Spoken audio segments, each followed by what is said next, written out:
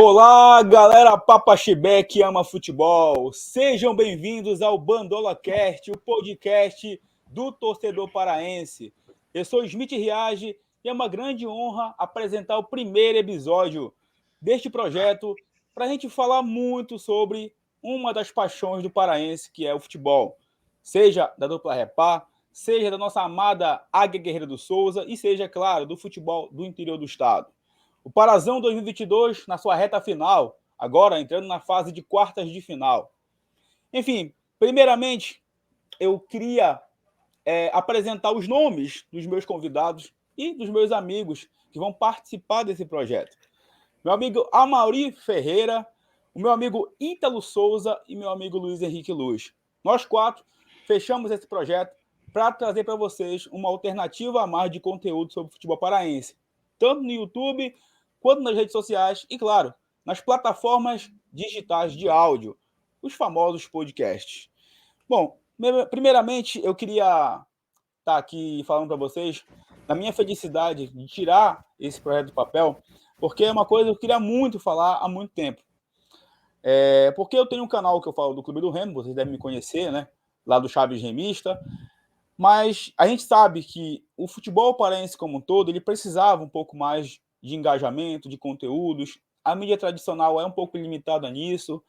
O rádio, a gente sabe que tem os seus programas já consolidados, mas hoje em dia, com a democracia que as redes sociais trouxeram, o YouTube, com certeza, o Spotify também, é uma ferramenta para você, torcedor, se antenar um pouco mais com os conteúdos, tá? E o nosso futebol, ele é recheado de quê? De conteúdo. Por quê? Porque tem engajamento com o público paraense. O público paraense, ele é apaixonado por futebol. Não é à toa que o Campeonato Paraense já tem mais de 100 anos. E ele entra nessa reta final. Obviamente, com seus problemas, com as suas mazelas, mas também com o grande público sempre prestigiando. E a gente vai conversar muito isso sobre aqui no projeto e também falando sobre os nossos clubes nas competições nacionais, tanto Série C, Série D e, claro, Copa do Brasil. Bom, primeiramente, eu vou passar a palavra aqui para o meu amigo bicolor, o Amaury Ferreira, tá? Que foi um dos idealizadores desse projeto. Amaury, primeiramente, uma grande honra te receber por aqui. É uma coisa nova para a gente sabe que no início a gente fica nervoso, porque é uma coisa diferente que a gente vai estar pilotando aqui, mas é uma grande felicidade, né, Amaury? A gente tirar isso do papel e trazer esse conteúdo novo para quem ama o futebol paraense. Bem-vindo, amigo. Valeu, Smith, valeu. E eu acho que tu falaste muito bem qual é a nossa intenção. Feliz por a gente ter tirado isso do papel, feliz por a gente ter juntado, nós quatro, nós termos nos juntado, e feliz também por ter os três times da capital também, que isso que me deixa mais contente. Claro que o Luiz vai trazer a galera do interior, mas ter três torcedores de Remo, Tuna e Paysandu, eu acho que me deixa muito feliz. E que bom que a gente tirou do papel. Eu sou um projeto de jornalista aí tentando emplacar algumas coisas e tomara que esse projeto dê muito certo. Mas é muita felicidade que a gente começa isso. Exato. Outra coisa, só para dizer, tá? O nome BandolaCast é uma homenagem, claro, ao Colosso do Bengola, que está aí em reforma, né? A expectativa é que até setembro de 2022 ele seja reinaugurado, o nome carinhoso ali do Mangueirão dos anos 90. Até os anos 90 ele era conhecido como Bandola. Eu cheguei aí no Bandola, tá? Não sei se os meus amigos chegaram aí aqui. Eu cheguei aí no Remy Bahia 99 ali. Foi o único jogo que eu vi do Bandola ali. Depois, só na era moderna, no século XXI, que eu acompanhei. Bom, eu sei que o Luiz já quer falar aí. Luiz, bem-vindo, meu amigo. Tu que é um cara apaixonado pelo futebol do interior, futebol alternativo. Queria que você falasse um pouco sobre esse projeto que a gente está tirando do papel. Bem-vindo. Bom, Smith, obrigado. Na verdade, queria primeiro começar dizendo que privilegiado é quem já foi no Bandola. Quem não foi, não vai nunca mais. Então, queria agradecer, cara, o convite aí para ingressar no projeto, poder dar essa atenção, né, ao Pará como um todo, não só a Remo Paysandu, como o Tuna também, que merece essa atenção, como os demais times do interior, principalmente aqueles que estão, assim, de fato se desenvolvendo, de fato crescendo. Eu acho que a mídia precisa dar uma atenção a mais a esses clubes, e a gente, né, tendo esse papel da mídia alternativa, né, dos canais alternativos, YouTube, Spotify, Facebook, a gente podendo dar essas informações, dar opiniões sobre, eu acho muito bacana isso, e é um presente pro torcedor passa pro torcedor paraense, né, de modo geral. Então, como você falou, o primeiro projeto, primeiros passos, as pessoas, nós, né, estamos nervosos, ansiosos com o que vem pela frente. Então, cara, só tenho a agradecer mesmo e espero muito poder contribuir aqui. Perfeito, amigo. Por último, mas não menos importante, meu amigo Ítalo Souza, o caçula, eu acho, daqui da galera, tá? Nós três aqui, mas um cara que ama história, ama pesquisar, principalmente sobre o clube do coração dele, a Tuna Luso Brasileira, clube mais antigo aí do futebol paraense, que tá fazendo história na Copa do Brasil. Daqui a pouco a gente vai falar também sobre a campanha aí da Tuna. Ítalo, bem-vindo, uma grande honra te receber nesse projeto, amigo. Valeu, Smith, muito obrigado. Um abraço também para ti, para o Amaury e para o Luiz. Eu acho que o nosso projeto, né, que a gente está colocando agora em prática, ele parte de um pressuposto de que todos nós aqui somos torcedores de arquibancada, somos torcedores de alambrado. E queremos conversar com essas pessoas, né, esses torcedores de alambrado, torcedores comuns como nós. É claro que em diferentes perspectivas, eu acho que essa é a grande questão do nosso podcast, é fazer em diferentes perspectivas dos diversos clubes da capital e do interior, e analisar o nosso futebol numa perspectiva do Pará para fora, né?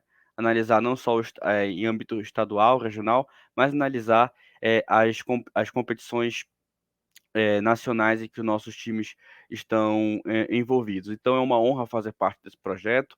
A gente espera que você que nos acompanha possa nos ajudar apontando o que pode melhorar e tudo mais, para que a gente consiga consertar a coisa, fazer o carro andar de uma forma bem interessante para todos nós. Então, mais uma vez, obrigado e tamo junto. Vamos aí falar do nosso futebol. Perfeito. Você que está assistindo pelo YouTube, não esqueça daquele like, é muito importante para chegar no máximo de pessoas. E claro, se inscrever, tá? Para você não perder nada aqui do BandolaCast. E se você está escutando nas plataformas digitais de áudio, é só seguir e compartilhar também o nosso conteúdo. Bom, bora começar então falando aqui sobre o nosso Campeonato Paraense, que ontem, né, no último domingo aí, a gente tem que falar nessa linguagem, tá? Porque tem gente que vai escutar aí durante a semana, então no último domingo, tá? Dia 6 de março, a última rodada do Parazão, que enfim foi realizada. A última rodada seria no dia 26 de fevereiro.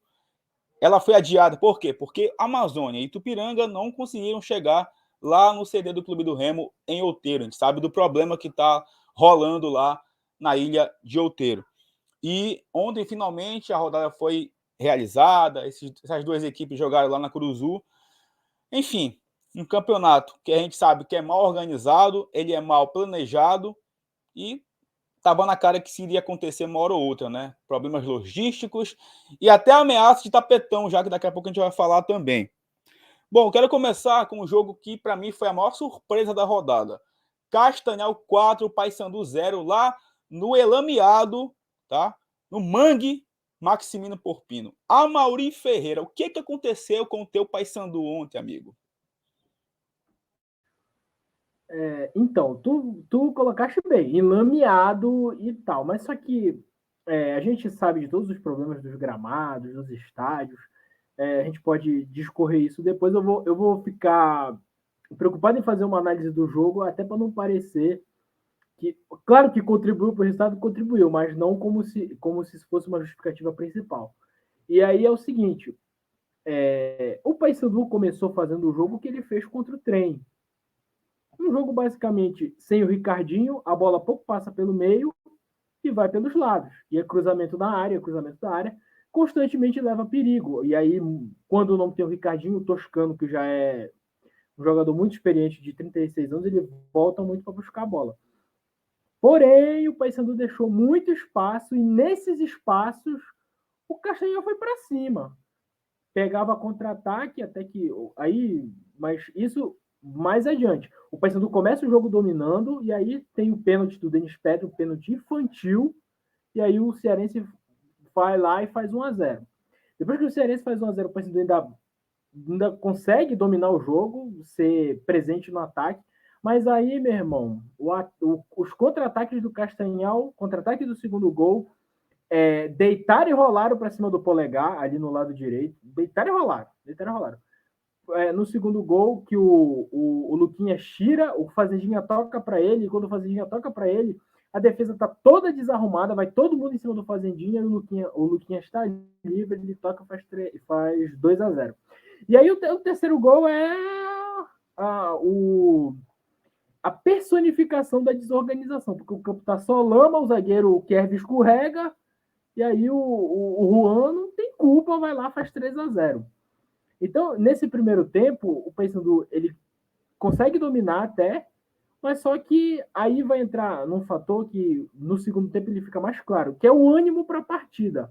O Paysandu era um jogo que não faria diferença para ele na classificação, porque ele já tinha a melhor campanha, mas aí tu vai entrar com uma marcha lenta com um time que precisa muito se classificar, com um time que jogava em casa, com um time que veio com ânimo renovado, daqui a pouco a gente vai falar desse ânimo renovado, e aí leva esses 3 gols no primeiro tempo, e aí o resultado já estava construído. E no segundo tempo o Paysandu volta, apesar de ter dominado o primeiro tempo, mas volta no segundo tempo com uma marcha mais lenta ainda e leva o 4º gol do Pecel, que até o pessoal discutiu que ele estava um pouco adiantado, mas não justifica a falha de novo, o marcador escorregando na lama, e aí o Castanhal depois até tentou, quase chegou perto do 5º gol, e cabia mais, viu? Cabia mais, mas manteve os 4-0, o Paysandu não conseguiu mais atacar, não conseguia mais levar perigo, e foi isso.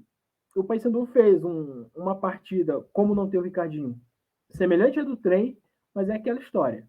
Não estava com ânimo, vamos dizer assim, para competir e acabou sendo atropelado por um time que queria muito competir, que jogou sua sobrevivência e conquistou o seu objetivo, que era se classificar. Perfeito. O Luiz, com certeza, vai querer falar sobre o trabalho que o Robson Melo vem desenvolvendo na equipe do Castanhal. E, meu amigo Luiz, foi apenas o gramado ali ontem do Maximino Porpino que fez com que o Paysandu pegasse essa goleada, ou é o trabalho do nosso amigo Robson Melo, que já vem dando frutos aí no Japim? E eu queria até que você adiantasse já a tua opinião a respeito desse confronto das quartas de final contra a equipe do Águia, que para mim é um confronto bem equilibrado também, talvez o mais equilibrado dessas quartas de final. A Águia que vem a 4 jogos sem perder, e o Castanhal que vem nessa crescente desde que o Robson Melo assumiu. Queria que você comentasse sobre esses assuntos também. Bom, Smith, é claro, é perceptível, na verdade, o crescimento do Robson Melo nos últimos anos. Ele que saiu, né, de preparador físico para auxiliar técnico, para técnico do Bragantino, né? Foi quando ele iniciou como técnico. E de lá, a gente já começou a perceber bons trabalhos no próprio Bragantino, na Tunaluso, né? Na Tunaluso, e agora no Castanhal. E também há de se ressaltar a campanha que ele fez com o Paragominas ano passado, no Campeonato Brasileiro da Série D. O Robson Melo é um dos técnicos dessa nova safra paraense que tem mostrado o resultado, né? Junto com ele, na verdade, eu posso até destacar também o do Águia, o atual técnico do Águia, que é o Vando, que são as duas equipes que, para mim, conseguiram reagir, né, nessa segunda parte do Campeonato Paraense, né? As equipes não estavam jogando bem. O Águia com o Samuel Cândido e o Castanhal com o Cacaio. Quando os treinadores deixam as suas equipes e esses novos comandados chegam, é nítido ver a diferença que os técnicos estão dando às suas equipes. E, inclusive, eu até ia fazer uma pergunta pro Amaury, eu vou deixar isso pro final, que essa vitória do Castanhal, ela dá uma moral não só pro Robson, para ele se afirmar, né, como um bom técnico aqui local nosso, como é uma moral também pro Castanhal, né? Porque dos clubes fora Remo e Paysandu, Castanhal é aquele que se consolidou há mais tempo como uma terceira força. É um clube que há anos vem se estruturando, disputando o campeonato de base, contratando bem, valorizando seus jogadores, que uma hora a gente planta para colher no futuro. E é isso que o Castanhal vai tendo hoje em dia. Então, essa vitória é uma moral muito grande também para o Castanhal e para sua torcida. Pois Remo e Paysandu são sempre as equipes a serem batidas. Um empate já é uma vitória, já pode ser considerada uma vitória para essas equipes que têm um orçamento bem mais baixo do que Remo e Paysandu. Ainda mais da maneira que foi. Então, assim, eleva muito a moral do Castanhal para esse restante de campeonato e também pro campeonato da Série D, né? Que a tendência é que o Castanhal melhore mais ainda para tentar o acesso, né? Eu queria deixar uma pergunta aqui para o Amaury, que é o seguinte, cara, esse jogo ele foi atípico ou é uma coisa que se deva se preocupar para o futuro? Na verdade, eu acho que ele tem que se preocupar com o futuro. Ele foi atípico pelas condições do gramado e pelo resultado da diferença dos dois times, até de tradição dos dois times. Mas ele tem que ser usado como. Tem que ser dada atenção, porque essa defesa, em tese, é a defesa reserva. Mas a defesa titular, ela, de vez em quando, ela comete esses equívocos. E o Polegar e o Patrick Bray, em tese são reservas, mas já entraram no time principal. O Polegar fizeram a festa em cima dele, o Patrick Bray até não, o Castanhal nem avançou tanto pelo lado dele, mas ele também não é um lateral lá muito seguro. E a dupla de zaga, o Kerv e o Everton,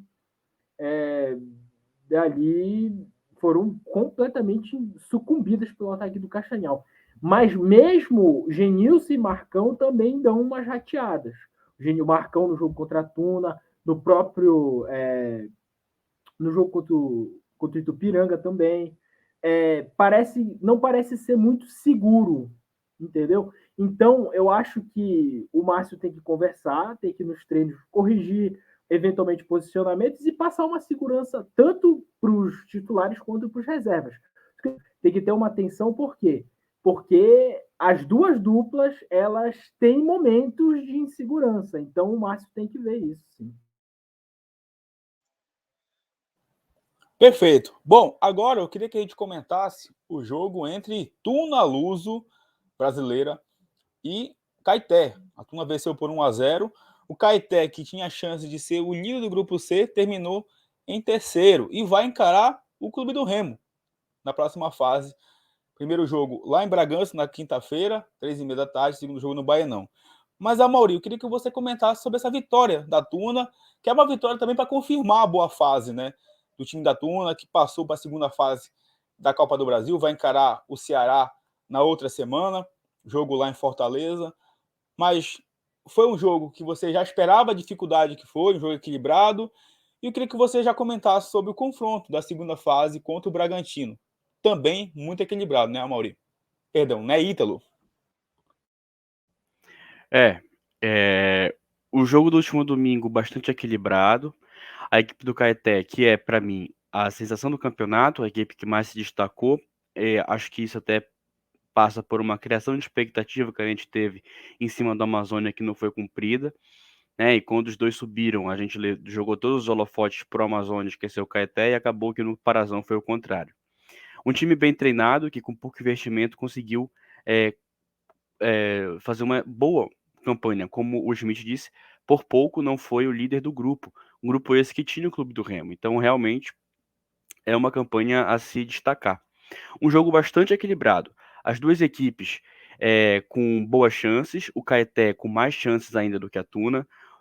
Momentos isolados do jogo em que o Caeté pressionou bastante ali, ficou 3, 4 minutos na área da Tuna pressionando, especialmente no final dos dois tempos, mas que encontrou um bom goleiro, que é o Vitor Lube, que vem se destacando, vem se consolidando, erra ainda em alguns pontos, mas que vem tirando fazendo boas defesas. Então o Caeté teve bons chutes a gol, mas que o Vitor conseguiu defender. No finalzinho do segundo tempo, uma jogada construída ali, o Cauê de cabeça vai e faz o único gol da partida, o que consolida a classificação da Tuna, que mesmo com o empate estaria se classificando, mas consolidou ainda, né, com a vitória, passar para a segunda fase.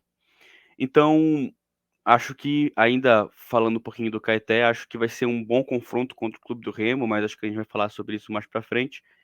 E foi um jogo em síntese bem equilibrado, um jogo bem pegado. Apesar das condições de chuva que estava passando em Belém, mas foi um jogo bem enérgico, mesmo naquele tempo frio. Agora, falar sobre o Bragantino realmente é um grande desafio. Acho que o Bragantino tem boas peças, é um time bem treinado, mas que aí a gente vai ver a experiência e o controle que o Emerson Almeida vai ter sobre o time para tentar desenhar uma Tuna mais ofensiva ainda para conseguir o resultado, né? A Tuna já joga, assim como o Paysandu, na próxima quarta-feira. Então, hoje, a gente vai estar gravando agora na segunda-feira, então daqui a um dia, né? Daqui a 2 dias, a Tuna já vai jogar.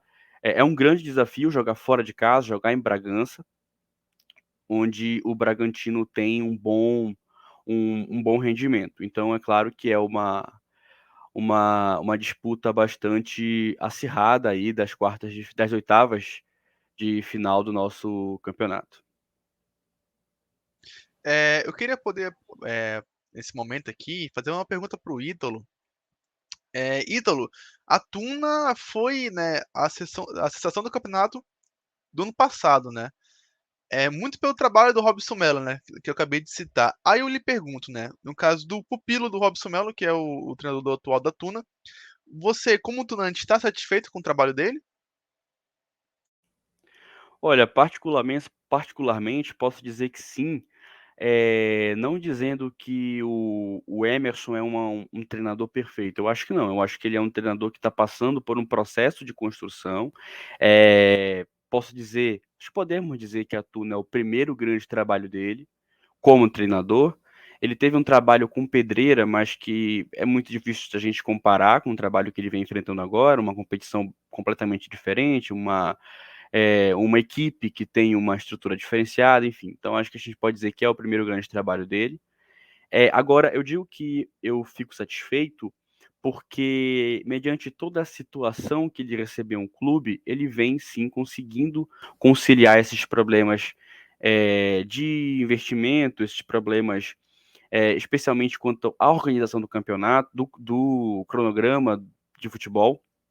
Lembrando que a Tuna começou a se organizar para um campeonato que começava em janeiro, na metade de dezembro. Então isso é um ponto basilar, assim, estruturante de qualquer time, é uma questão muito preocupante. E ainda com poucas peças do ano passado que o Emerson já tinha trabalhado, né? Não, a grande maioria foi para outros clubes e um deles especialmente o Castanhal.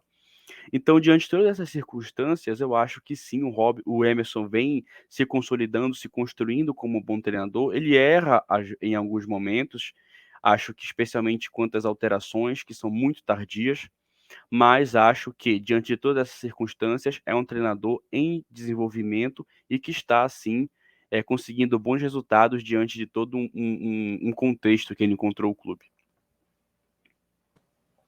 Perfeito. Galera, agora eu queria que a gente comentasse sobre mais 2 jogos dessa última rodada. Jogos que envolveram 2 equipes rebaixadas.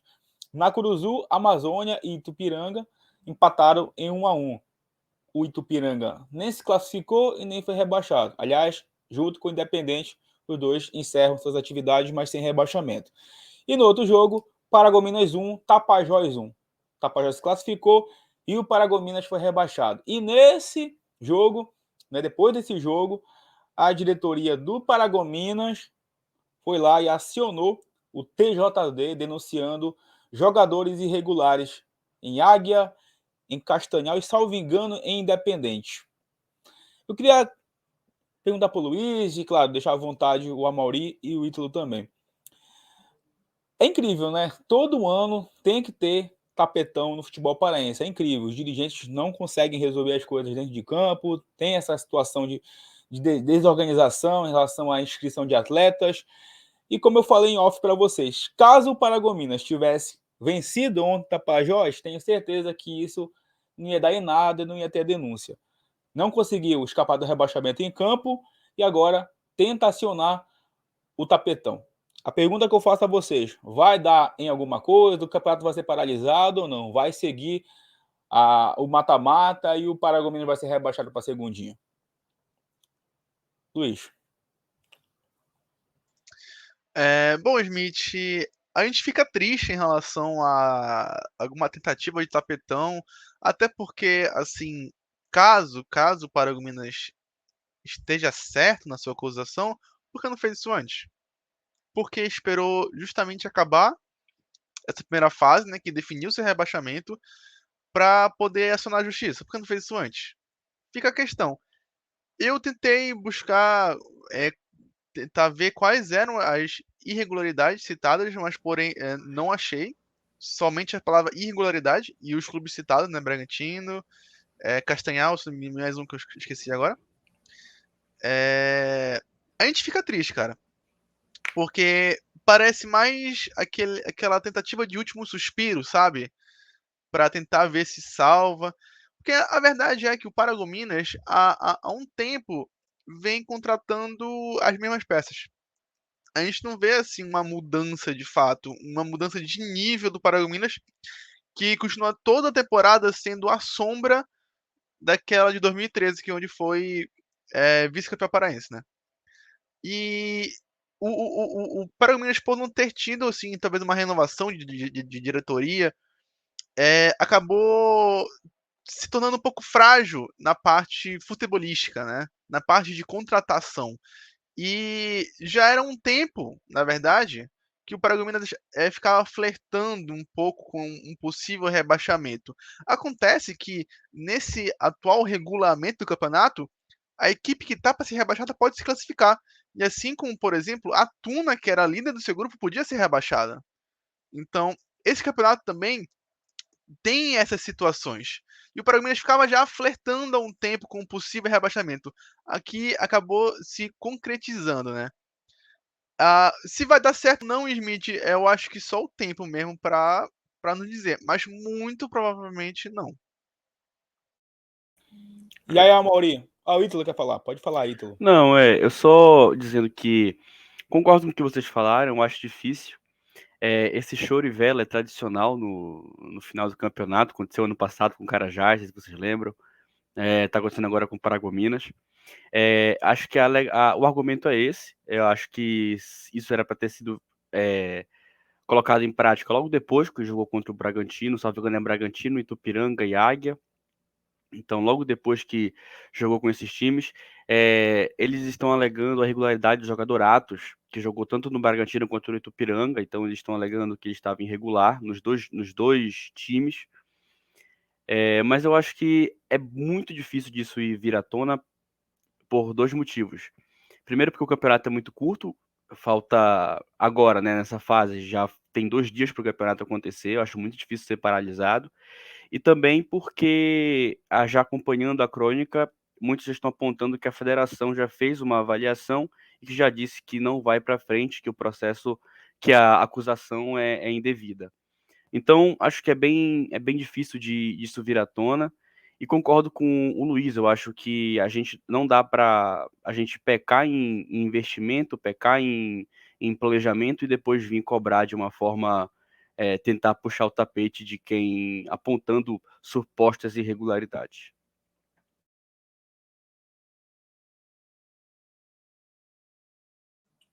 E aí, Amaury?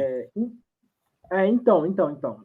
Assim, eu também acho difícil, até porque uma coisa que eu ia até falar, o Paragominas ameaçou denunciar o Castanhal depois da primeira rodada que ele perdeu o jogo lá em Castanhal. Horas depois do jogo, um dirigente do Paragominas disse que o Castanhal estava com o jogador irregular e prometeu fazer uma denúncia. Eu acho difícil, até pelas coisas que o Ítalo levantou, e também por um outro motivo. Eu acho que a Federação Paraense vai fazer de tudo para botar panos quentes, porque para evitar mais um escândalo no campeonato, para evitar outra dor de cabeça que foi como foi a última rodada, e esse seria maior ainda, que aí ia paralisar tudo, e aí... Então, por esses dois fatores. Como bem disse o Luiz, o Paragominas flerta com rebaixamento há muito tempo. Desses últimos campeonatos, tem uma boa campanha em 2020, que ele chegou na semifinal, mas as outras sempre batendo na trave, brigando lá embaixo. Então, também acho difícil e é lamentável. É lamentável que a gente já teve um episódio de tumulto e aí a gente vê com essas declarações e ameaças. Só para agregar na informação do Amaury, na verdade, o Paragominas entrou sim na justiça e perdeu, tá? Perdeu na justiça. Se não me engano, foi em cima do atleta Luquinhas, se eu não me engano. Mas chegou sim a entrar na justiça e perdeu. Perfeito, galera. O outro rebaixado, o Amazônia, para mim é uma grande pena ele ter sido rebaixado por dois motivos. Primeiro, porque é um clube organizado, clube lá do Valtinho e também do Matheus Lima, né? Pai e filho. E segundo, porque não conseguiu jogar em Santarém, né? A gente sabe que São Francisco e São Raimundo já não estão jogando a primeira divisão do Parazão. O estádio lá, o Colosso do Tapajós, está em reforma. E os dois representantes, tanto o Tapajós como o Amazônia, os representantes santarinos, foram equipes nômades. Não conseguiram jogar lá no oeste do estado. E é uma pena, né? Porque o Amazônia chegou com essa proposta de ser uma equipe organizada, uma equipe nova, e só vai jogar agora a segundinha de 2023. Ou seja, só vai conseguir chegar na elite do Parazão de novo se subir na segundinha de 2023. Luiz, uma pena, né, amigo? Porque a gente tem uma esperança aí de que os clubes futuramente no Pará também sejam organizados e aquela questão da interiorização, né? Quanto mais sair aqui perto da região metropolitana, mas, claro, pensando sempre em ter estrutura e estádio para jogar. A gente está falando de um Parazão que na última rodada teve aquele mangue lá em Castanhal e o confronto entre Águia e Castanhal, Castanhal e Águia não tem um local definido até o momento. O primeiro jogo vai ser em Marabá e o segundo jogo não tem data, na verdade não tem local para ser realizado. Ninguém sabe se vai ser em Castanhal ou se vai ser em outra praça. Isso é uma pena, né? Porque o Amazônia acabou sofrendo com isso também. Perfeito, Smith. Na verdade, eu estava tentando me lembrar onde foi, mas creio que eu falei com o Ítalo no Instagram do Nós Queiroz sobre, na época da segundinha, que os clubes que subiram, Amazônia e Caeté, eram clubes que tinham projetos bacanas, que realmente viriam a agregar no futebol paraense. E o Amazônia, talvez, por não jogar nos seus domingos, né, lá em Santarém, de onde ele realmente é, e que é como se fosse, no caso, o Remo não jogando em Belém, né? Então, assim, é diferente. Não é a mesma coisa. Além do que os custos de se manter um time aqui são altos, porque se fosse lá, seriam menores, né? E uma coisa assim que me parecia que ia engrenar, que é o técnico Matheus Lima, né? Filho do Walter Lima, que pelo menos na primeira divisão nunca fez um trabalho bacana, assim, interessante. E na segundinha, que foi onde ele teve o seu melhor trabalho, que foi campeão, né, Ítalo? Você só me confirma aí que talvez minha memória não esteja boa, mas foi campeão na Sim, segundinha. campeão. Campeão na segundinha. Com um trabalho muito interessante, então a gente via um potencial, tanto em Amazônia quanto em Caeté. Um exemplo do Caeté, o Caeté tem terreno para CT já. Não sei se os amigos sabem, o Caeté ele tem um terreno para CT. Inclusive, fica até bom dar uma curiosidade a mais, que o Caeté surgiu de uma briga política dentro do Bragantino. Luiz, a Pode gente falar. já viu isso acontecer lá em 1914, né? Em Belém. Uma briga aí de um clube de Belém e surgiu outro, né? Realmente, Schmidt. É até engraçado falar um pouco que o seguinte, parece que a parte boa do Bragantino saiu, cara. E quando saiu, o Caeté nasceu, o Caeté cresceu e o Bragantino tá caindo. Então, é isso, cara. Assim, foram dois clubes com projeto, dois clubes interessantes que poderiam sim agregar aqui no nosso futebol. E o nosso Amazônia, né, do Walter Lima, acabou caindo. Então, cara, vai demorar, né? Eles vão ter que refazer o projeto para poder se reerguer e voltar para a primeira divisão. Esperamos que a obra do Barbalhão finalmente termine para que os clubes santarenos possam novamente brilhar no futebol paraense e nacional. Perfeito. Bom, o Amorim quer falar? Eu Pode queria falar, falar Amorim. eu queria só falar uma. Eu quero só falar uma. Eu quero só falar uma coisa sobre a história do Amazônia, porque aí o Luiz falou, tá, o Amazônia de Santarém, mas o Amazônia só tem um ano. Aí o cara vai pensar, mas não tem torcida. Mas aí, se o Amazônia campeonato em Santarém, tendo em vista que a carência que os principais times, o São Raimundo e o São Francisco, não estão, ele começa a atrair o público da cidade. Ele começa a atrair as pessoas para ver futebol, para ver, para conhecer o time. O Tapajós conseguiu fazer isso lá atrás, de atrair a galera lá de Santarém para assisti-lo. Então, nesse ponto, eu concordo com o Luiz. O Amazônia foi muito prejudicado porque ele não conseguiu aparecer para a cidade de Santarém, de ser uma opção de um time, não para torcer.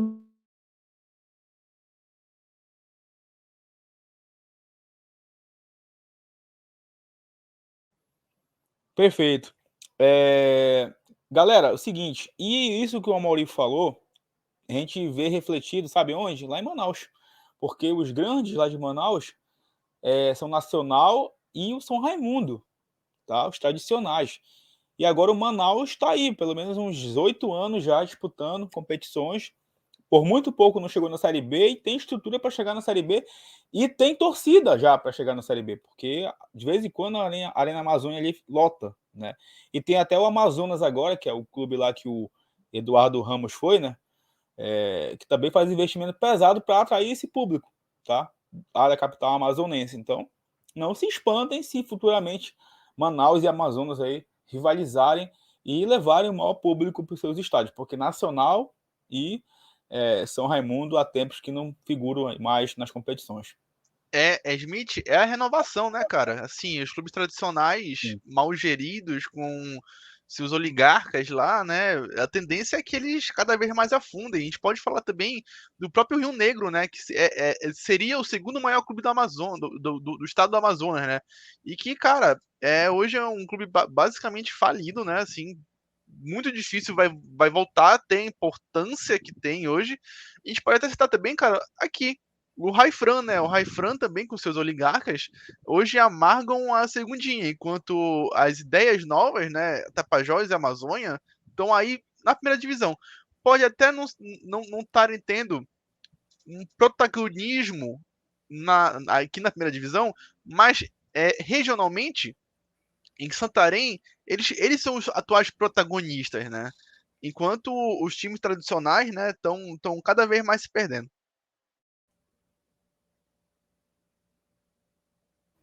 Quer falar, Ítalo?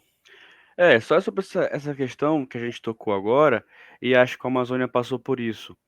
Esses times de segunda divisão que estão surgindo e indo para a primeira, como a gente falou agora, acho que passa pelo que o Luiz falou.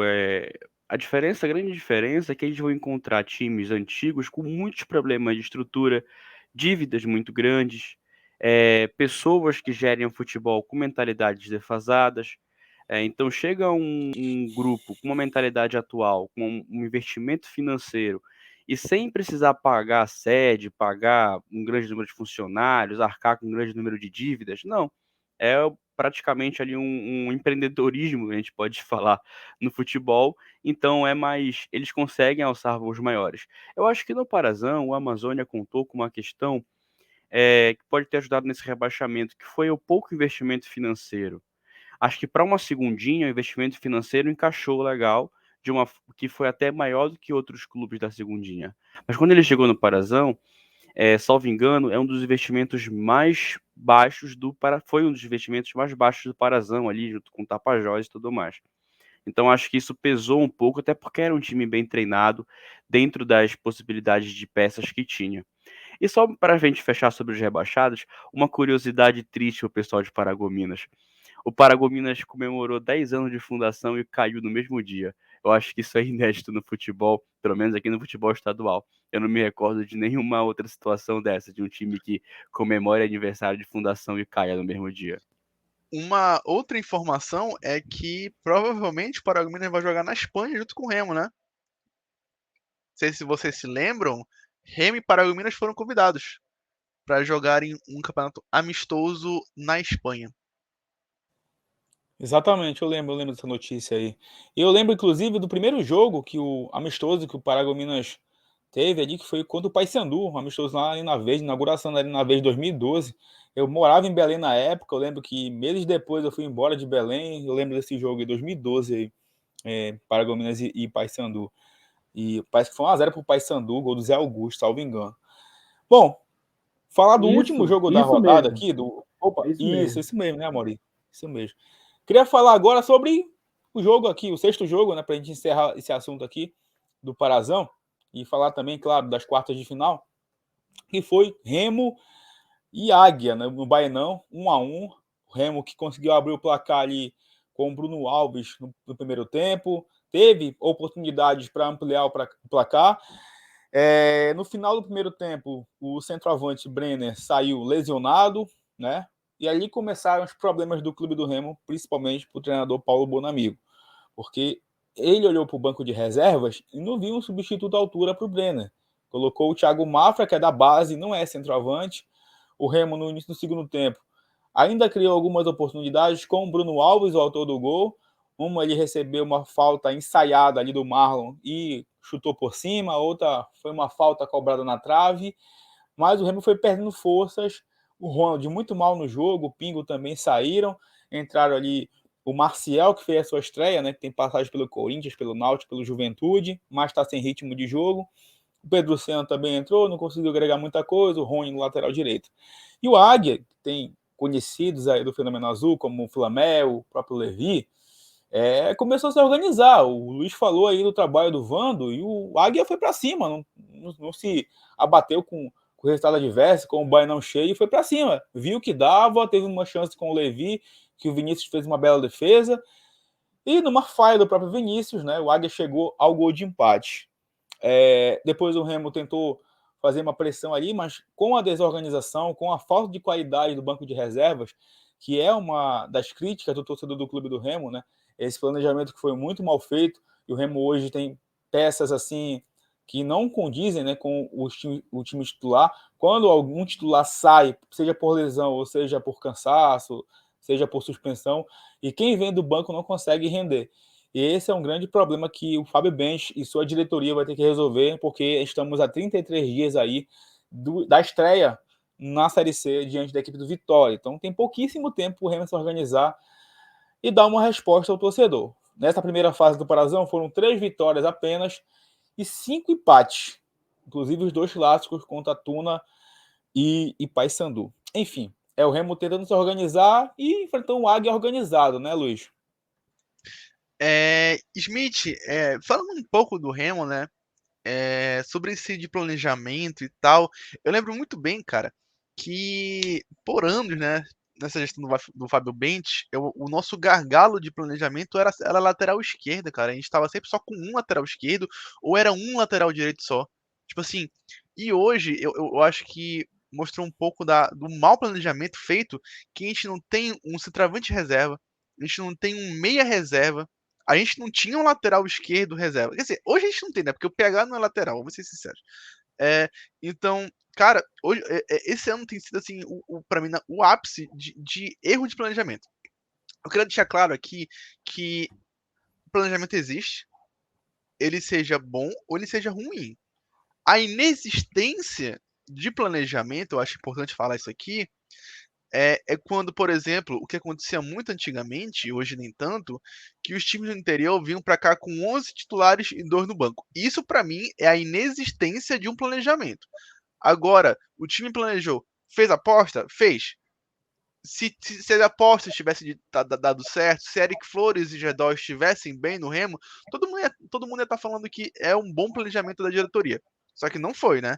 Não está sendo, a gente vê isso rendimento dentro de campo. Então, acho importante deixar claro essas coisas: o que é um planejamento bom, ruim e a sua falta dele.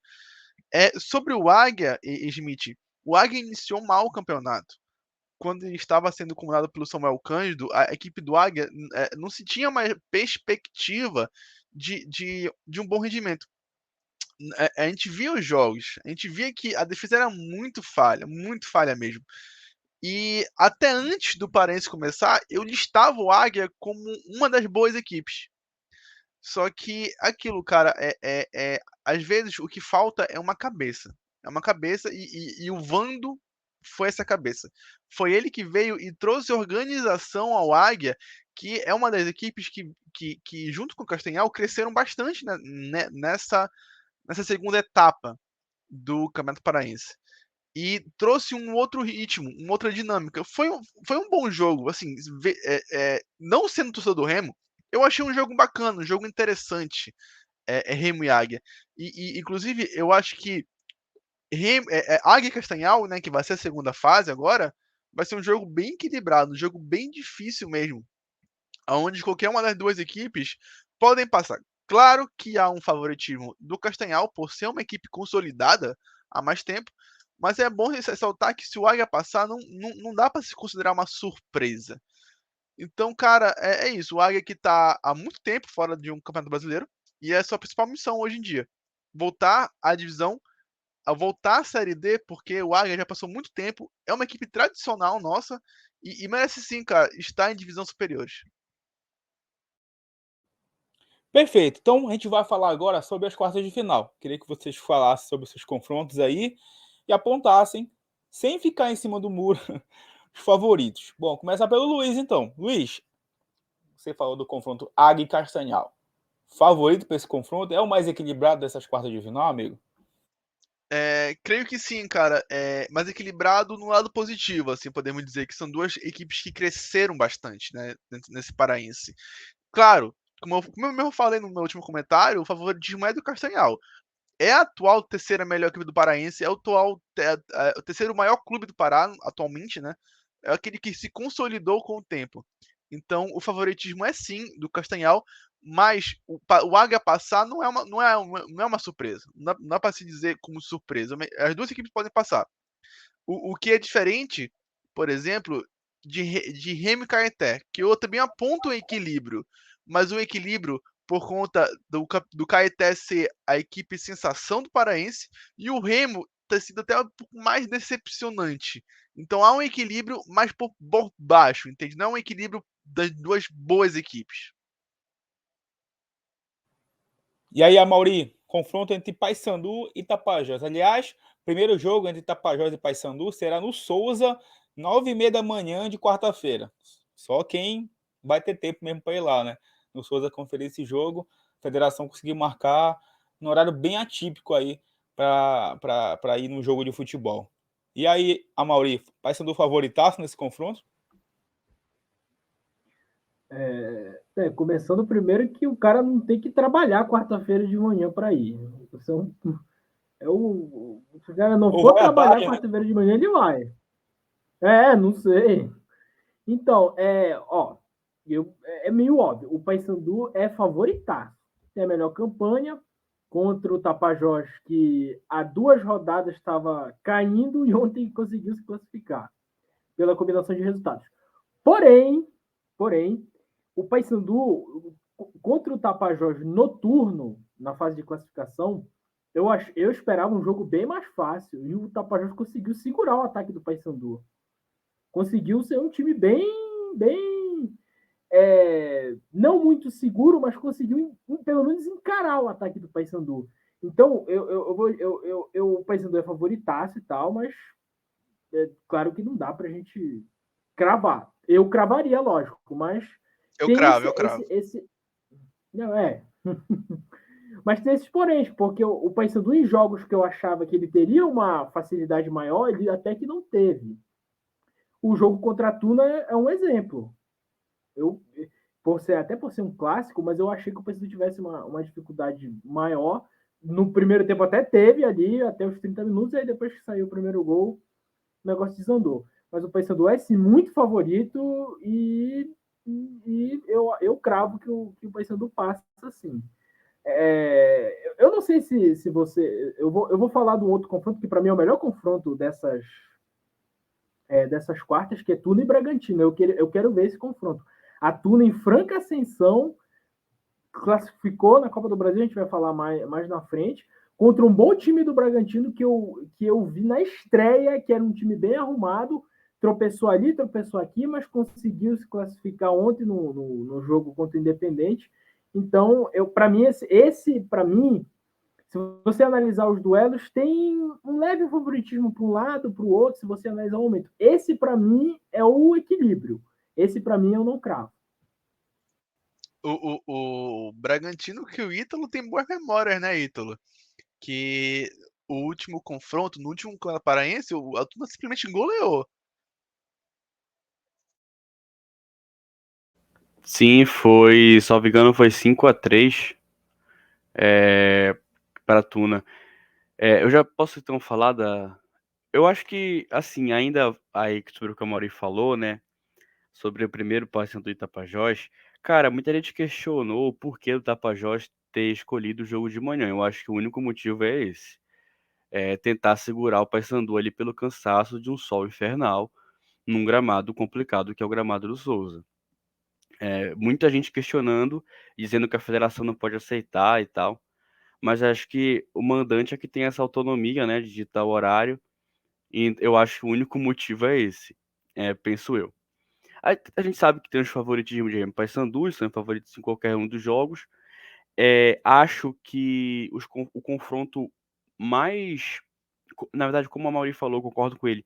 Um dos confrontos mais equilibrados vai ser o Túnel Bragantino, porque foram times que não se enfrentaram ainda.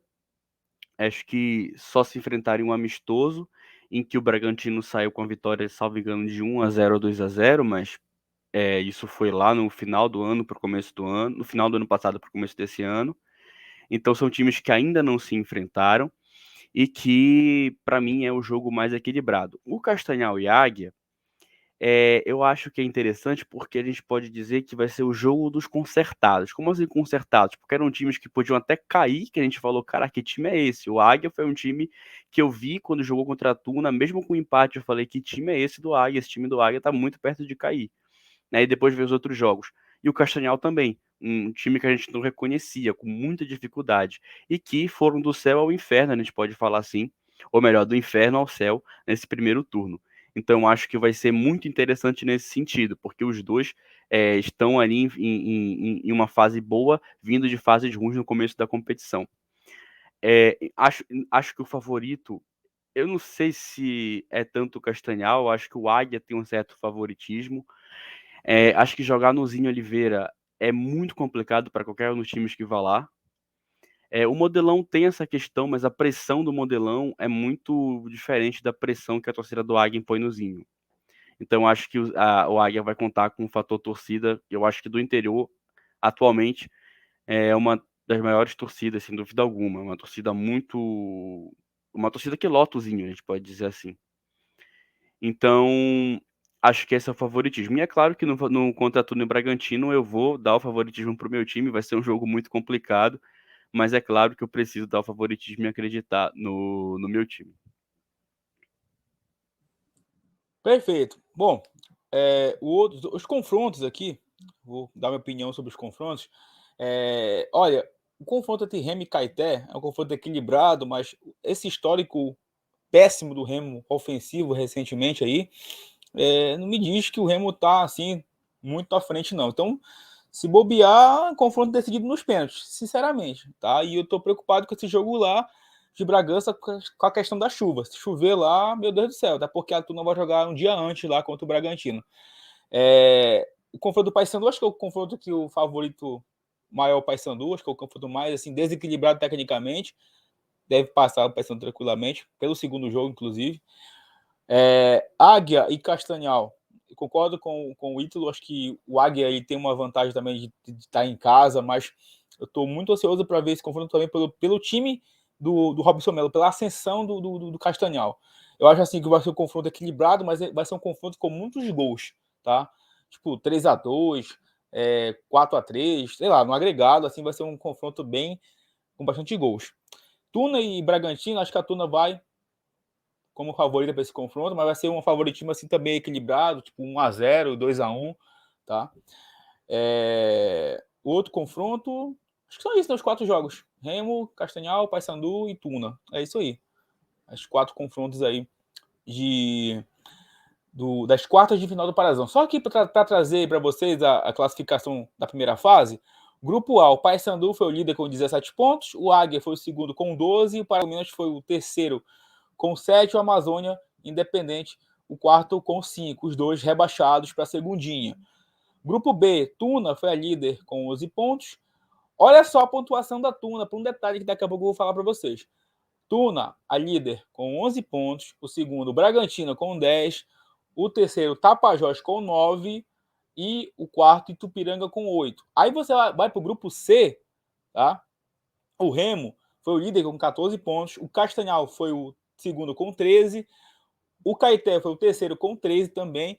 E olha só, o Independente com 11 pontos não conseguiu se classificar. Aí que está a falha maior desse regulamento do Parazão. Porque o Independente fez 11 pontos e não conseguiu se classificar. O Tapajós, ele fez 9 e passou. A Tuna fez 11 e foi líder do seu grupo. O Bragantino fez 10 e passou também. Ou seja, 2 equipes com menos pontos passaram, o Independente não. É a inteligência que eu falo dos dirigentes do Pará e, claro, da federação, na hora de fazer o conselho técnico ali do campeonato, porque podiam muito bem chegar ali e falar, não, serão os 8 com melhor pontuação no final, e não os 2 melhores terceiros. Não, é isso. Porque era a brecha que podia acontecer isso. O Independente foi o quarto colocado num grupo muito equilibrado, com 11 pontos. E o grupo da Tuna foi equilibrado por baixo, e a Tuna passou com 11, o Bragantino com 10 e o Tapajós com 9. Enfim, uma falha, né, amigos? Esse regulamento do Parazão. Smith, na verdade, eu acho que até assunto para um bloco só, que são as falhas do Campeonato Paraense. A gente vê os nossos irmãos cearenses aí, hoje sendo a sensação, né? Sensação do Norte Nordeste, sensação do Brasil. E, tipo, no campeonato deles, o estadual começa sem Fortaleza e Ceará, dando mais tempo nessas equipes se prepararem, terem uma pré-temporada adequada. E aqui não. Aqui todo mundo começa junto. Enquanto lá, os times começam antes e poupam, né, as equipes que têm calendário, né? Aqui não. Então, assim, eu acho que tem muita coisa a se repensar, muita coisa. A gente pode fazer um bloco futuro sobre isso e dar sugestões de melhoria. É um assunto que vai render bastante. Luiz, só a título de curiosidade, lá eles disputam a Copa do Nordeste, então é o campeonato mais atrativo, né, para Ceará e Fortaleza. Por isso que eles abrem mão da primeira fase do Cearense. O Ceará até foi eliminado do Cearense, caiu para o Iguatu, salvo engano, e Isso, porque disputam a Copa do Nordeste. Aqui não, aqui no Pará, os clubes querem bilheteria. O Remo estava doido para voltar a jogar e colocou o ingresso a R$40 à noite, 9h30 contra o Amazônia. Entendeu? Então, a falta também de receita para cá, para os clubes do Pará, faz com que o desespero seja grande e ali no final de janeiro já tenha que ter jogo, entendeu? E, é claro, a pressa para ter o primeiro clássico repar também. É isso, é falta de calendário e o desespero para arrecadar, né? É isso. Bom, pessoal, Mauri, pode falar. Eu só quero fazer um comentário que tu falaste de bilheteria. O Campeonato Paraense de 2020, só para a gente exemplificar essa desorganização, o Campeonato Paraense de 2020 ele ia ser disputado, ele tinha 10 equipes, ia ser disputado 2 grupos de 5, parecido com esse aí, só que eram 2 grupos de 5, com uma fase, com um turno único. Sabe o que fez mudar? O repá, porque só tinha um repá e o mando era do Remo. A diretoria do Paysandu protestou para ter a bilheteria, mudaram todo o regulamento do campeonato e aí fizeram turno único, ida e volta, e é isso. Para continuar tendo um repá só. Só que com o Paysandu agora como mano, né? Porque ficou acordado que seria o campeão, né? Do último ano. Eu acho que só uma outra questão. Pode terminar, Marinho. Tá, não. Em 2020 ainda tinha o Mangueirão, então enfim. Mas agora só tem um. Até porque só tem Bainão e Curuzu, e aí o protocolo da federação não permite torcida visitante, enfim. Aliás, o Amorim deixou aí o gancho para eu puxar o último assunto aqui no nosso podcast, que é a Copa do Brasil. Né? E vou começar falando do jogo entre Castanhal e Vitória, porque o Castanhal já deu adeus à competição, para mim de forma injusta, porque jogou muito mais bola que o Vitória, né, Luiz? E uma coisa que é bizarra isso aí em Belém, que a gente não consegue entender. Tu não pode entrar no estádio com a camisa do time adversário, do visitante. Isso, sinceramente, é uma coisa que não dá para entender, só por causa do repá isso, né? Que tem essa questão aí, porque não podia no repá ali ter torcida visitante. Então o cara não ia se arriscar aí camisa do Remo, por exemplo, para Curuzu. Mas viralizou um vídeo aí, né? Com vários torcedores do Vitória, do lado de fora da Curuzu, não conseguiram entrar. Não foram avisados do protocolo e uma pena, não conseguiram acompanhar a partida.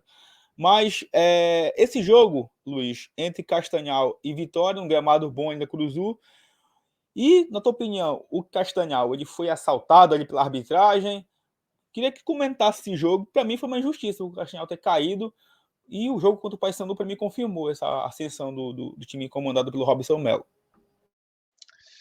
Bom, Smith, assim, eu acho que foi um jogo legal de se ver, sabe? Foi um jogo de uma quarta-feira muito bacana de se ver, cara. Assim, um jogo onde foi um jogo aberto, um jogo rápido, as duas equipes tentando propor seu jogo. Castanhal começou na frente, e logo em seguida, na verdade, o Vitória empatou, né?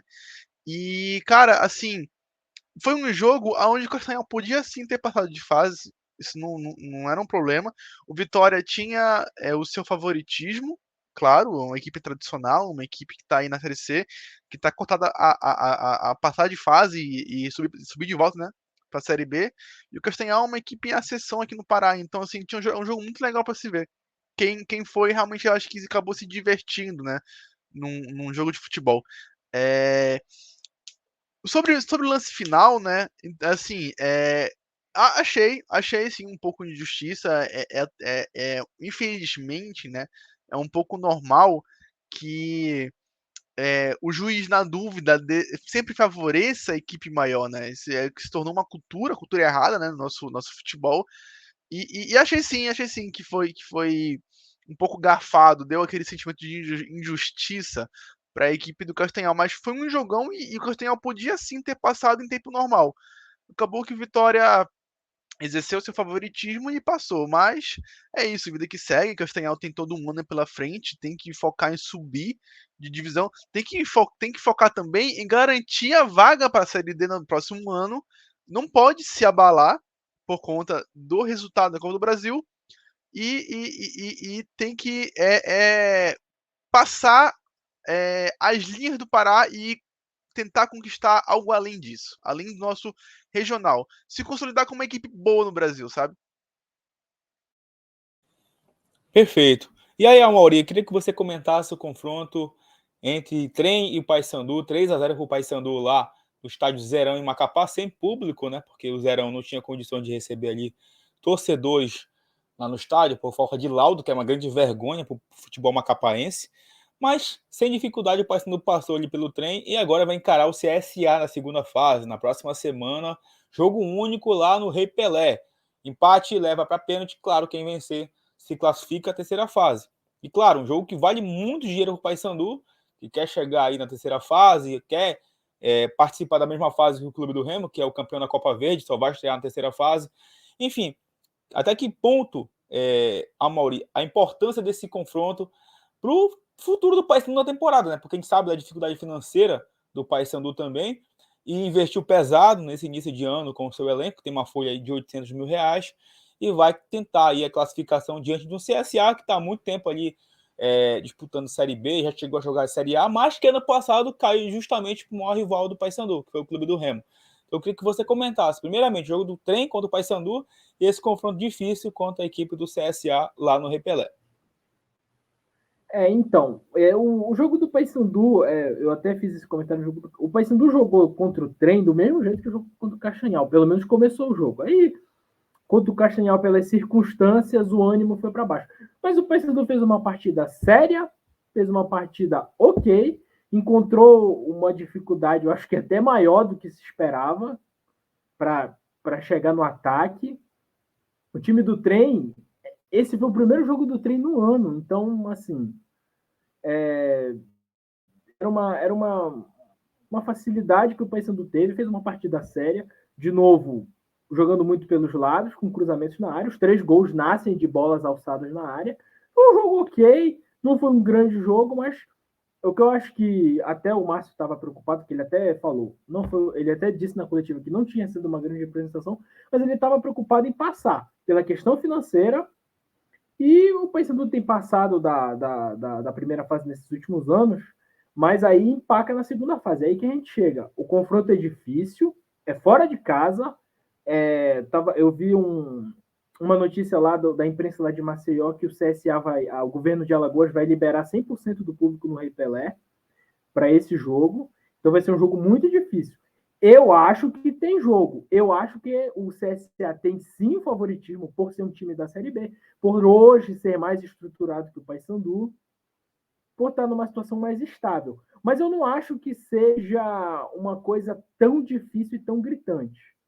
Eu acho que o Paysandu tem que fazer o jogo dele, tem que jogar sério, tem que, quando o Luiz me perguntou, essas falhas da zaga, como é um jogo único e eliminatório, o Márcio tem que corrigir isso. Porque num escorregão, claro que o Rei Pelé não vai estar como estava o Maximiliano Porpino, mas num momento de insegurança da defesa, no caso deve ser o Marcão e o Genilson contra o CSA, no momento de insegurança da defesa, tem que, num jogo desse, custa classificação e custa dinheiro. Então, eu acho que o CSA é um pouquinho favorito, mas também não acho que seja discrepante assim desse jeito. Então, o Paysandu tem que fazer uma partida séria e tem que, acima de tudo, por ser um time com torcida e jogar com torcida contra, tem que estar muito atento, tem que estar muito ligado, porque aí, aquilo que eu falei, desatenção, falhas e afins acabam custando a eliminação. Agregando aqui com informação sobre a realidade do futebol amapaense, né? Foi realmente o primeiro jogo oficial do Trem. Haviam feito jogos amistosos antes, mas o que acontece? O campeonato estadual do Amapá, ele começa depois do Paraense. Por quê? Porque é uma posicionalidade estratégica. Terminando o Paraense, os jogadores acabam indo disputar as competições pelos times amapaenses. Então, é normal você ver muitas figurinhas que passaram por aqui lá. Então, por isso que eles adiantaram o início do futebol estadual, para que os clubes possam até contratar e ter um índice técnico melhor, né? É por isso que foi realmente o primeiro jogo do Trem. É uma estratégia que os clubes locais adotaram. Perfeito. Bom, semana que vem a gente vai voltar aqui para falar sobre esse confronto, tá? Entre CSA e Paysandu. Porque agora a gente vai falar sobre o confronto entre Tuna e Novo Horizontino. A Tuna fez história aí, tá? Na última semana, ao derrotar a equipe de Série B também. Novo Horizontino estava a disputar aí a Série B. E detalhe, o Novo Horizontino não venceu nenhum jogo ainda na temporada. A Tuna não tomou conhecimento e venceu por 1-0. Ítalo, eu tô confundindo, rapaz, o nome dos caras aqui, meu Deus do céu. Calma, é nervosismo de estreia, faz parte. Ítalo Souza, meu amigo, você estava no Baianão naquela tarde. A Tuna aqui, historicamente, né, tem lindas histórias no Baianão, inclusive foi campeã brasileira lá. E um jogo que entrou para a história, porque a Tuna nunca tinha passado, né, para a segunda fase da Copa do Brasil. E vai ser bem legal esse confronto contra o Ceará. Claro, o Ceará é o grande favorito para o confronto, mas é muito bom ver a Tuna novamente, né? Nacionalmente aí sendo destaque, é um clube querido por todos, e vai disputar aí valendo uma ótima premiação, R$ 750 mil aí de premiação nessa segunda fase. E aí, amigo, você esperava essa classificação? Te surpreendeu? E o que aconteceu no Baiano naquele dia para a Tuna conseguir essa vitória por 1-0 e se classificar? Smith, realmente foi um jogo histórico. Eu, graças a Deus, pude presenciar a boa festa que foi feita na arquibancada do Bainão, arquibancada da 25, que é a que estava aberta. Uma coisa interessante é que muito se dizia, né, que quando saiu o sorteio, a gente, poxa, tem coisas que só acontecem com a Tuna. A Tuna é muito azarada. Tanto time para pegar, pegou logo o Grêmio Novo Horizontino. E aí o Grêmio Novo Horizontino foi se batendo, se batendo, se batendo. E os pessimistas, os torcedores pessimistas, ou os torcedores de outros times, né, continuaram falando que olha, ser rebaixado no Paulista dá para ser campeão paraense, o nível é completamente descomunal e tal. Acabou que chegou e a Copa do Brasil, o espírito da Copa do Brasil foi presenciado, que é 11 contra 11. A Copa do Brasil é isso, né?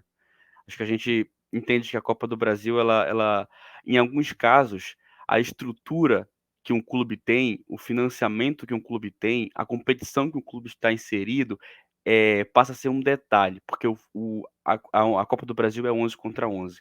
Tanto é que essa, na minha opinião, sou suspeito para falar, mas é a competição mais interessante dos últimos 5 anos, porque nós temos a maioria dos times passando, times de Série D ou até sem divisão, passando times de Série C, Série B e Série A, né? Então nós temos uma Copa do Brasil muito interessante nesse sentido para quem gosta do futebol alternativo e, é claro, para mim que sou torcedor, né? De um time que é considerado alternativo. Então, tudo isso foi muito interessante. Falando do jogo em si, foi um jogo muito pegado. Foi o melhor jogo de longe da Tuna dos todos os últimos jogos. Um jogo muito esforçado, com muita energia, em que a Tuna conseguiu sair vitoriosa. Falo que se não fosse a vitória, se a Tuna não saísse classificada, seria como um Castanhal, seria muito injusto, porque foi a Tuna que propôs o jogo durante todos os 90 minutos. Foi um jogo também muito simbólico, porque não só por marcar essa ida para a segunda fase pela primeira vez na história, mas também por marcar vitórias fora do estado depois de tanto tempo. Salvo engano, a Tuna não vencia time de fora do estado desde o Anapolina, na Série C de 2007, e não vencia times de fora do eixo Rio, do eixo Norte-Nordeste, desde 2001, com o extinto Malutron lá. Então, foi muito simbólico também nesse sentido. Foi muito legal da gente poder comemorar, nós torcedores, né? Claro, eu sempre cito os torcedores mesmo, porque acho que é muito descomunal o que a gente sente do que os outros sentem. Então, isso foi muito bacana.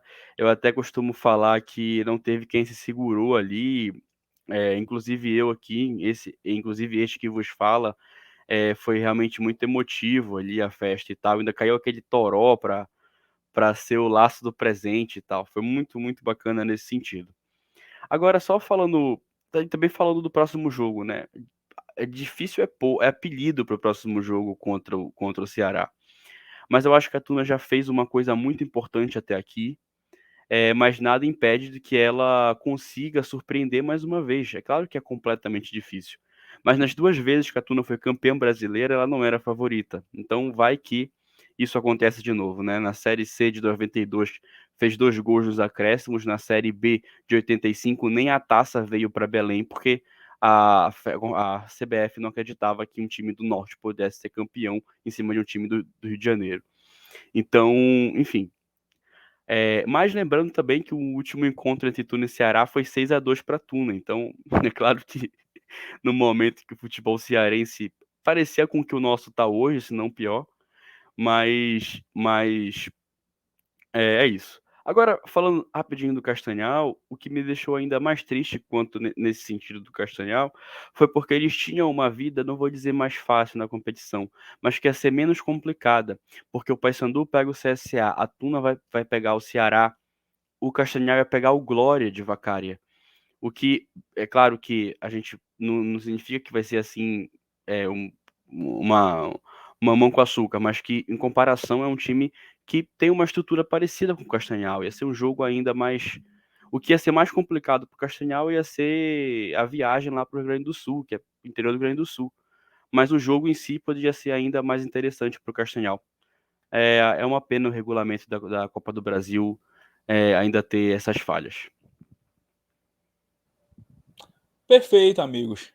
É isso. Estamos encerrando aqui É o só uma último episódio. Opa, pode falar, amigo. Uma curiosidade, o Ítalo citou o jogo da Tuna com o Malutron, que foi pela repescagem do Campeonato Brasileiro da Série B de 2001. Repescagem do rebaixamento. Só uma curiosidade. Perfeito. Lá se vão 21 anos. 21 anos essa última vitória, né? Antes da equipe do Novo Horizontino, a Tuna tinha vencido o Instituto Malutron por 1-0. Ítalo, meu amigo, muito obrigado pela tua participação nesse primeiro episódio. A gente vai falar aqui pra galera que foi um episódio um pouco mais longo, porque é aquela coisa, a gente vai se adaptando, tá? Mas a ideia é de episódios de 1 hora, mais ou menos, pra gente também não ficar cansativo para quem tá escutando. Ítalo, meu amigo, muito obrigado. Espero estar sempre contando contigo aqui e até o próximo episódio. Muito obrigado, Smith. Muito obrigado a Mauri, Luiz Henrique. O papo foi muito bom. E obrigado a você que nos acompanhou até aqui. A gente espera que você volte nos próximos episódios para que a gente consiga fazer um conteúdo cada vez melhor. Um abraço a todos, fiquem bem e muito obrigado pela oportunidade.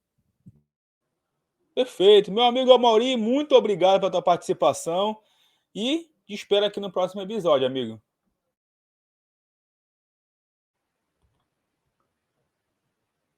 Obrigado você, Smith, o Ítalo, o Luiz, e tamo junto. Vamos aí e você que está assistindo, tomara que você acompanhe a gente nessa caminhada aí, tomara que muitos episódios venham aí pela... Show de bola! Meu amigo Luiz, muito obrigado mais uma vez. Espero contar contigo nos novos episódios. É isso, Smith. Eu agradeço aqui mais uma vez pelo convite, por estar aqui nesse projeto ao lado de pessoas brilhantes como Ítalo e Amaury. Só tenho a agradecer, vem muitos episódios pela frente, muito papo, quem sabe entrevista. Então, creio que vai ser realmente um trabalho muito gostoso de ser feito, muito prazeroso de fazer ao lado de vocês e entregando o que a gente pode dar de melhor para os nossos ouvintes, para as pessoas que assistem a gente, né? Espero que vocês gostem tanto desses episódios quanto a gente gosta de fazê-los. Perfeito, meus amigos. Bom, você que está assistindo no YouTube, não esqueça de deixar o like, de se inscrever no canal e de compartilhar com os seus amigos nas suas redes sociais. Sigam o Bandolocast tanto no Instagram como no Twitter, em breve também no Facebook. Claro, nos acompanhe nas plataformas digitais de áudio. Você está escutando aqui, não esqueça de seguir a gente e de compartilhar também com os seus amigos. Até o próximo episódio. Foi uma grande honra. Tamo junto. E viva sempre o futebol paraense. Um abraço.